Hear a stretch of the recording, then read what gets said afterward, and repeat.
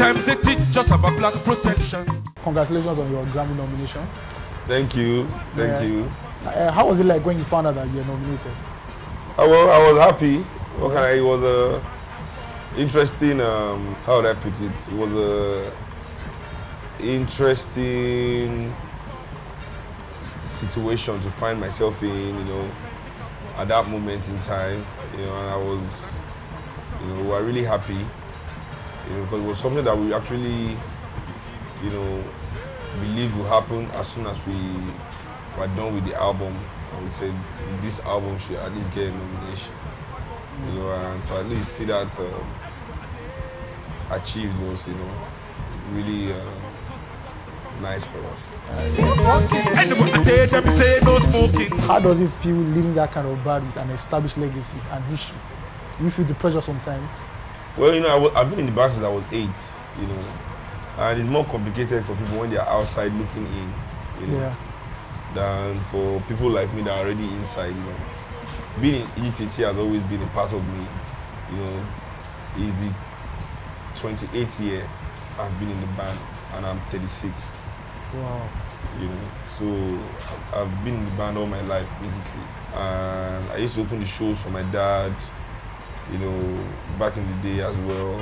The musicianship and stage showmanship, as they say, it's something that I have harnessed over 2 decades, going to 3, So when people always talk about, he's just like his father's son, playing his father's band, and, I'm like, that's really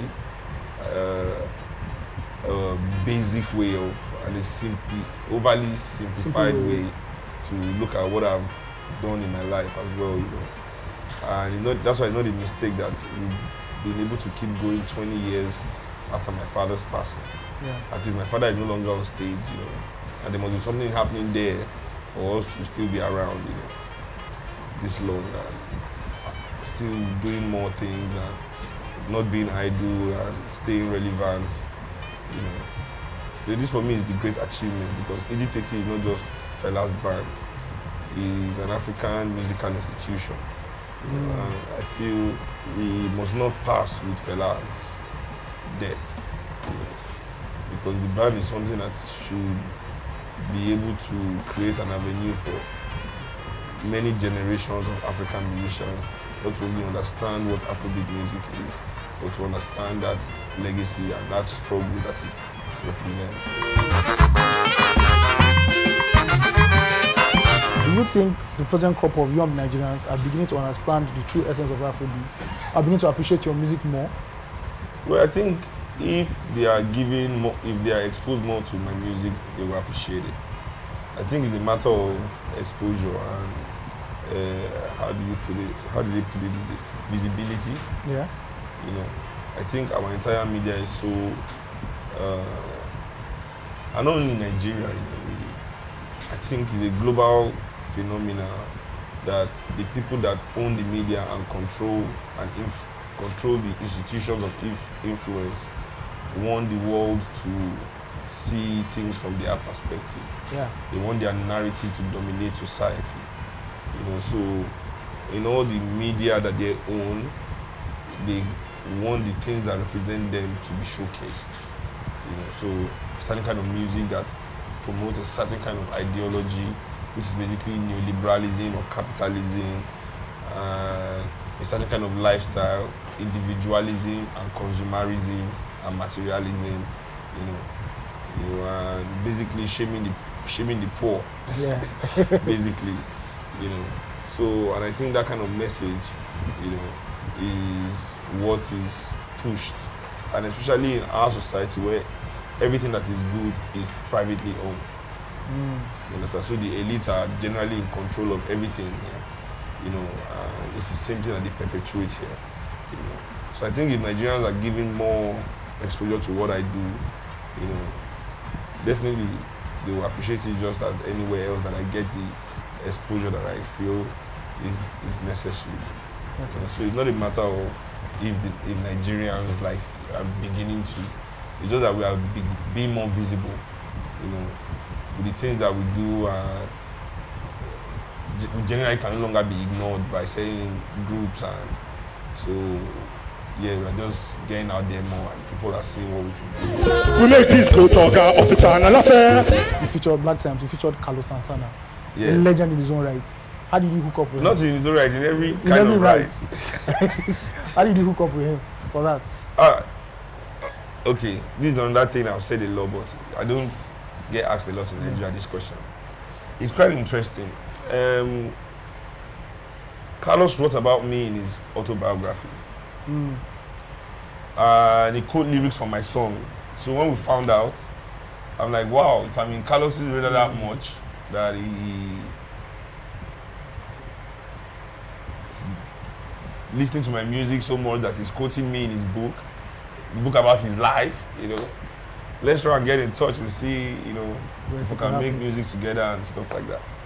And so I reached out to him, and yeah, from then on, and he was really benevolent about it, you know, and he was a really open guy. I mean, at least to me, because I realized there's also a problem we have in Nigeria, you know, where somebody is nice to you, you suddenly think the person is nice. Yeah. You know, so a politician can be killing millions of people because he gave you a family contract. Nice nobody person around you can say the same thing, but say, oh, you don't know it.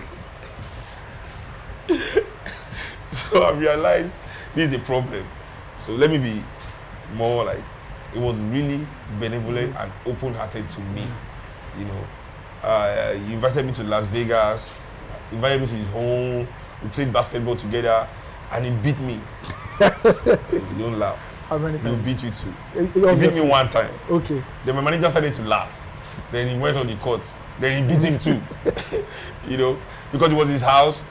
Basically, Carlos has a spot. He's like a cheat. He has advantage. He has a spot in that house, in his court. Like once he just goes to that place and he shoots, the 3-pointer is going in straight. You know, so he must have done it over 10,000 times. So it was just unfair advantage. He's used to the range better than anyway. Let me not make excuses that a 60-something-year-old man beat me in basketball. You know, of which basketball is not my sport at all. Yeah, football is not your sport. Yeah, you know, so I have many excuses here. Good. You know, my manager, I know he has no excuse. Because every time we're on tour, I say, go wear short knicker, wear traders. Oh, I'm going to play basketball. I'm going to play with the guys. Every day that they go play. What Carlos beat you? Carlos beat. After he was laughing at me. Anyway, different story. So anyway, we chilled in his house. He took me around early in his car. He had in Las Vegas, you know, he has this Carlos car. That's what I can call it, Carlos Mobile. It's not like a Benz or Toyota or anything. There's no, you know, it was like built for him. You know. So we made the music, and what I felt was really benevolent was because when we finished the whole stuff and we paid and sent the points for publishing and everything, he sent it back and did everything for free, you know. It was like he doesn't want, you know, he gives me everything, he really loved what we did and da.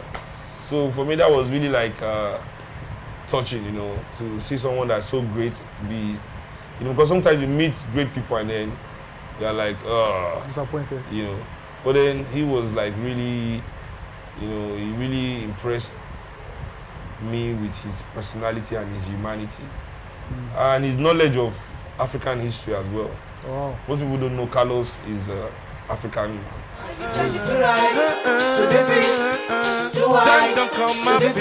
Do you get that a lot of times, like legendary musicians reaching out to you and just want to just bond with you, talk with you, or just yeah, man. I mean, I've gotten love from many people that I admire. You know, like Yasin Bey, you know, formerly Mos Def. Formerly known as Mos Def, you know, my Brian Eno, who produced my second album. You know, many people in Nigeria don't know, but this is what I keep saying about Nigerian media. Open the people's minds, you know, give them the chance to experience music in its entirety. Brian Eno, you know, is a 10-time Grammy award-winning producer. Oh. Legendary. One at Coldplay, U2, you know, all these guys.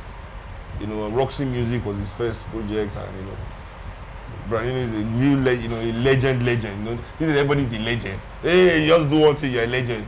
You know, you fall and break your heart, you're a legend. You know, everybody is a legend. If you even mess, we smell where ledge.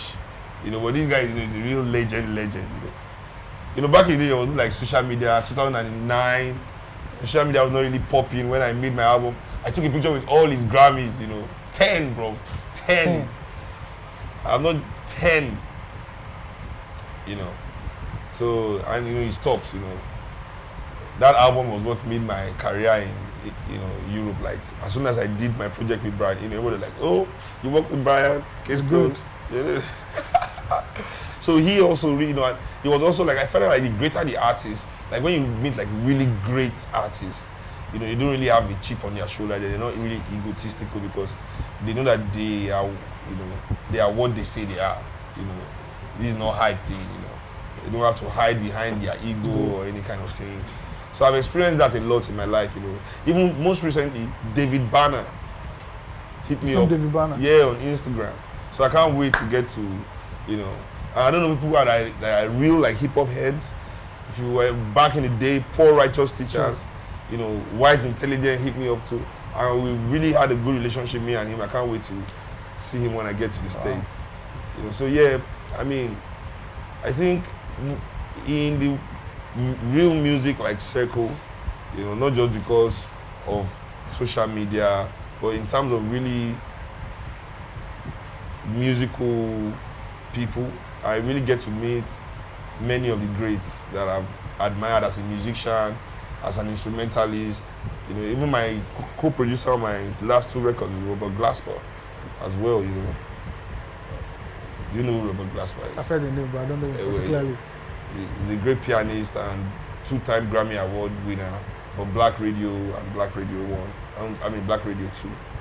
You know, so yeah, so many great artists that I get to spend time with, work with. You know, so since my second album actually. Yeah. I'm the only one in the studio that has never gotten a nomination at the Grammys, at least. But all of the awards. I mean, even my engineer, you know, the guy that mixes, Keith Lewis won a Grammy for the best mix engineer, best mix for 2011 for Robert Glasper's album. So even Keith has a Grammy, you know. Robert Grammy, everybody Grammy. Me, I didn't even have nomination, you know, in the studio. Try to back others. They do this, man, chill. You know, so at least this is going to help me like keep their mouth shut in the studio when we're working on our next record.